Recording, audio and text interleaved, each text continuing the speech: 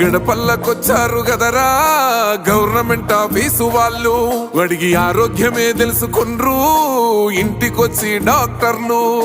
శిథిలంగా ఉన్నోరు body మరి అయ్యింది రావది గుడి, గుడి గంట కొట్టకుండా పేదోడి బతుకు వెలిగిపోతుంది గదరా, బతుకు మార్చింది జగనన్నరా.